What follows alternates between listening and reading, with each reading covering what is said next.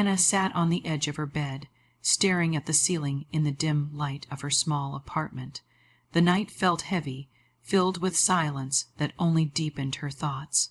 Bills lay scattered across the table in the corner, each envelope a reminder of how far behind she had fallen. She rubbed her temples and whispered to herself, "How did I get here? Life hadn't always been this bleak."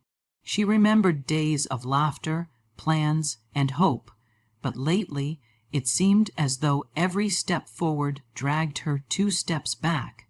The promotion she had hoped for never came. Her car had broken down at the worst possible time.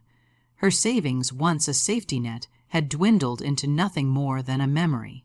What remained now was the constant hum of anxiety that followed her through each day. That evening, as the city lights flickered outside her window, Anna folded her hands together. She had never been someone who prayed often. Faith felt like a fragile thing to her, sometimes present, sometimes slipping away. But in that moment of raw exhaustion, her words poured out without hesitation. "God, I don't even know what to ask for any more," she whispered.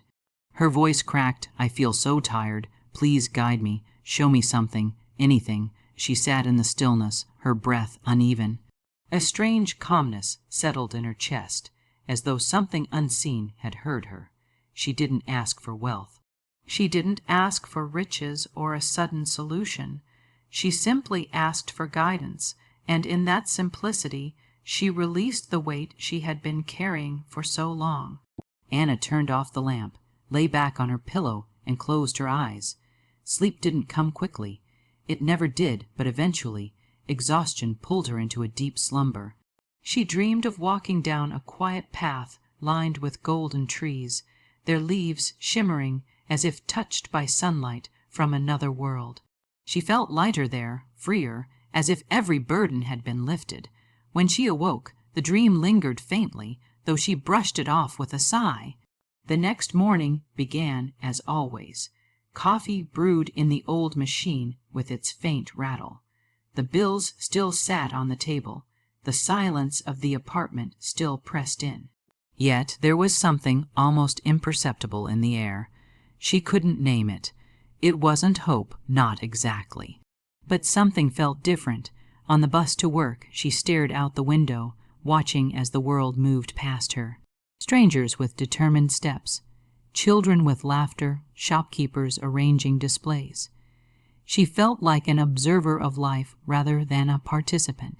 Yet her heart carried the echo of her whispered prayer. It followed her like a quiet companion. At work, her desk felt as lifeless as ever, stacked with papers that reminded her of how invisible she seemed in the office. Her coworkers rushed about with the same indifference they always carried. The clock ticked endlessly. By lunchtime, she sat alone, staring at her modest sandwich. She thought again about the night before. What if no answer ever came? What if this was it, her life, her reality, her future? The thought pressed down on her, and she felt her chest tighten. But then something small happened. As she prepared to leave the break room, a colleague she barely spoke to offered her an apple. "I bought too many," he said with a shrug, a tiny gesture, insignificant by any measure. But Anna felt warmth spread through her heart. It was the first time in weeks that she felt noticed, seen. That evening, as she returned home, she found herself walking slower than usual. The sunset painted the sky in hues of pink and gold, and for the first time in a long time, she noticed how beautiful it was. Maybe, just maybe, her prayer had already been heard. Maybe blessings didn't always fall like sudden storms. Maybe they began as whispers, soft and quiet, arriving in the smallest of ways. That night, Anna sat at her table again, staring at the same bills. But instead of drowning in despair, she whispered once more, "Thank you." Not because the problems were gone. They weren't. But because for the first time in months, she felt that something was moving, something beyond her sight. She didn't know what tomorrow would bring. She didn't know how or when her situation would change. but she felt a shift inside her, and that was enough to rest her weary soul. She fell asleep with that word, "thank you," on her lips, and while she didn't realize it yet, the prayer she thought had gone unnoticed was already stirring unseen forces in her favor. The financial miracle was closer than she could have imagined. The following week began just as unremarkably as all the others in Anna's life. The gray hum of the city seemed unchanged, the weight of her worries still pressing on her shoulders.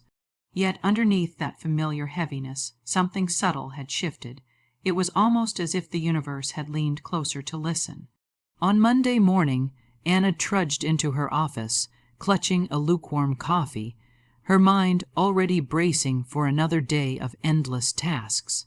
She slid into her chair and booted up her computer, staring at the blinking cursor on the screen as though it mocked her emptiness.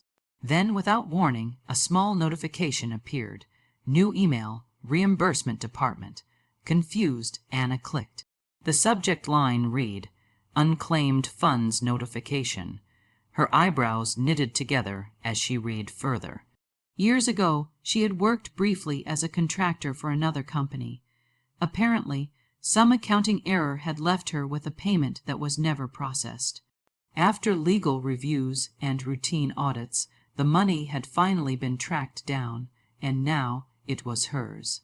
She stared at the figure on the screen, $2,350. Her breath caught. It wasn't millions, not even close, but to Anna, it felt like the ground had shifted. Tears welled in her eyes as she whispered, "Is this real?" She quickly forwarded the email to confirm, half expecting it to be a cruel mistake. But hours later, the transfer cleared. The money was real, and it had come without her asking, without her chasing. That evening, Anna sat in her apartment with the confirmation slip in her hands.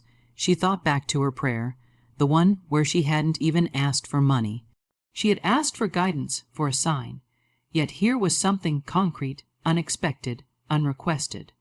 For the first time in months, she allowed herself to smile fully. But that was only the beginning. On Wednesday, another surprise appeared. She received a message from a friend she hadn't spoken to in years.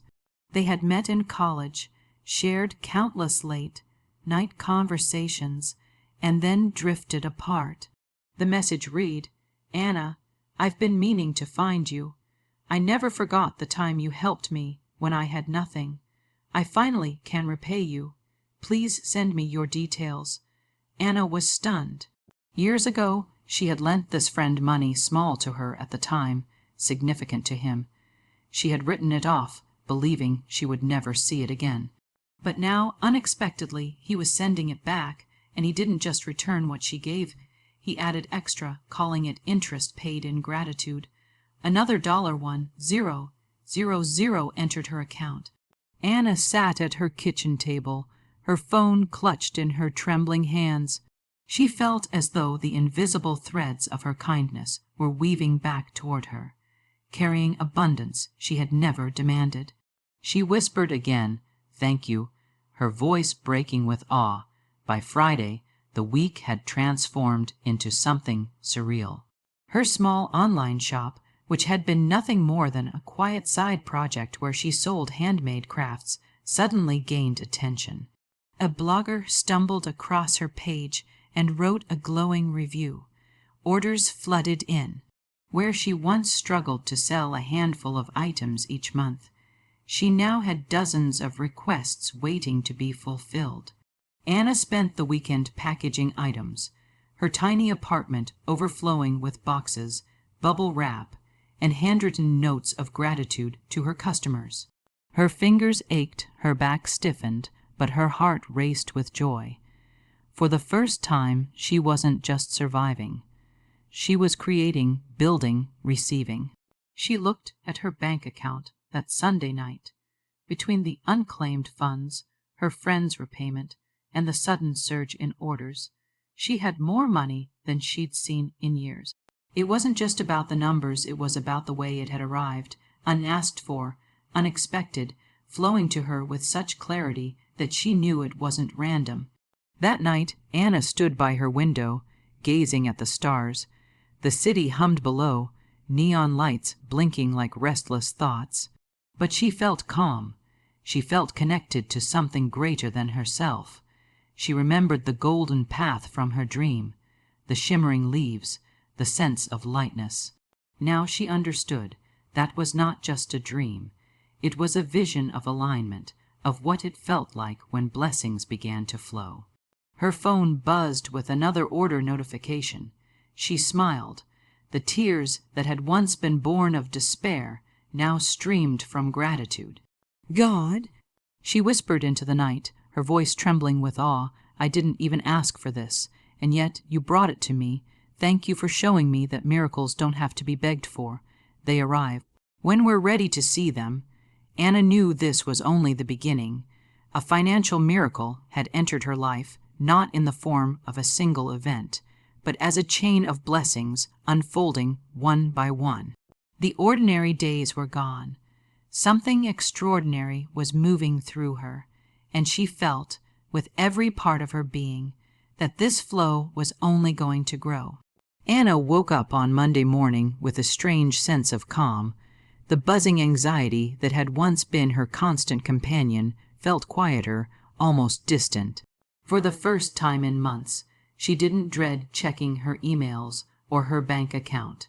She had seen how blessings could arrive without warning, and now each new day felt like unwrapping a gift she hadn't expected. She brewed her coffee and stood by the kitchen window, watching sunlight spill across the streets below. Children hurried to school with laughter, neighbors carried shopping bags, and life seemed to move with an energy she had never noticed before. Perhaps it was always there. Perhaps she had simply been too weighed down to see it. As she sipped her coffee, her eyes fell on the envelopes still scattered on the corner of her table. Bills, late notices, reminders. Weeks ago, they had felt like heavy stones on her chest. Now she picked them up one by one, her hands steady.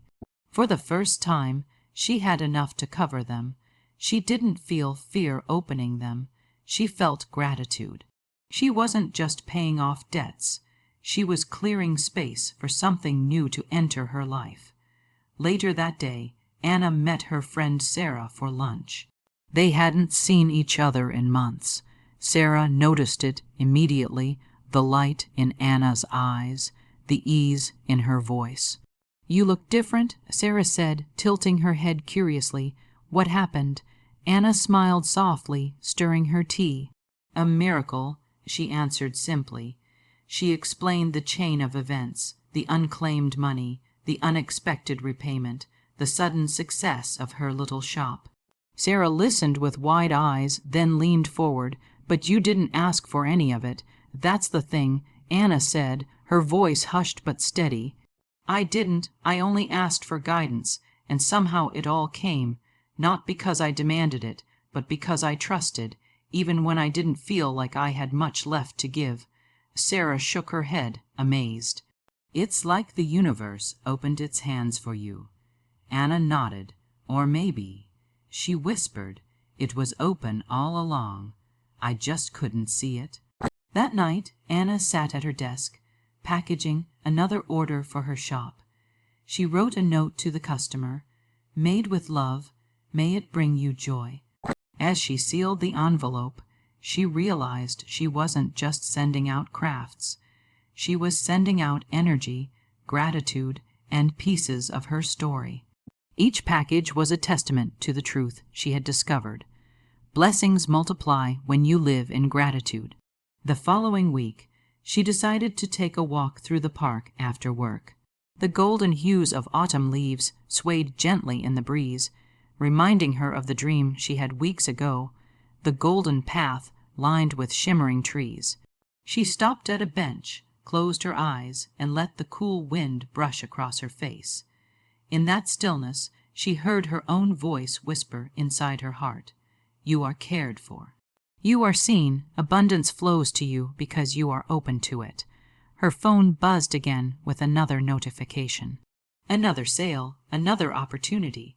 She laughed out loud, startling a nearby squirrel, and clutched her chest. Thank you, she whispered to the sky. Gratitude was no longer an occasional thought. It had become her way of breathing. In the weeks that followed, Anna noticed more subtle shifts. Strangers smiled at her more often. She was invited to events she would never have considered before. Even at work, where she once felt invisible, her managers began to take notice of her calm and capable presence. She realized that abundance wasn't just about money. It was about the flow of kindness, opportunities, and connections. One evening, Anna lit a candle in her small apartment and sat quietly in front of it. She thought about the woman she had been just a month ago, broken, exhausted, fearful. That version of herself seemed like a shadow compared to the light she now carried. She closed her eyes and whispered, "I didn't even ask for money, and yet it came. I didn't beg for abundance, and yet it found me. Thank you, God, for showing me that miracles are not earned through fear, but received through faith." As she blew out the candle, she realized something profound. She was no longer waiting for life to begin, when she had more money, more success, or more security. Life had already begun. She was living it fully now, in gratitude, in alignment, in trust. A few days later, Anna walked past a woman sitting on the steps outside a grocery store. The woman looked tired, her clothes worn, her eyes downcast. Anna felt a tug in her heart. She remembered all too well what it was like to feel invisible, unseen, burdened. Without hesitation, she walked into the store, bought a warm meal, and handed it to the woman with a gentle smile. The woman's eyes lit up, and she whispered, "Thank you." In that instant, Anna realized the true purpose of her blessings. They were never meant to end with her. They were meant to flow through her, to touch others, to spark hope, to remind someone else that miracles still exist. As she walked away, Anna felt lighter than ever before. The financial miracle that had entered her life was not just about numbers in a bank account. It was about transformation from despair to faith, from lack to abundance, from fear to love. And so, Anna's life unfolded not with sudden riches or grand displays of wealth, but with a steady stream of blessings that grew as she embraced gratitude. She didn't chase miracles anymore. She simply lived with open hands, open eyes, and an open heart, because now she understood miracles don't always come when we demand them. They come when we trust that they are already on their way.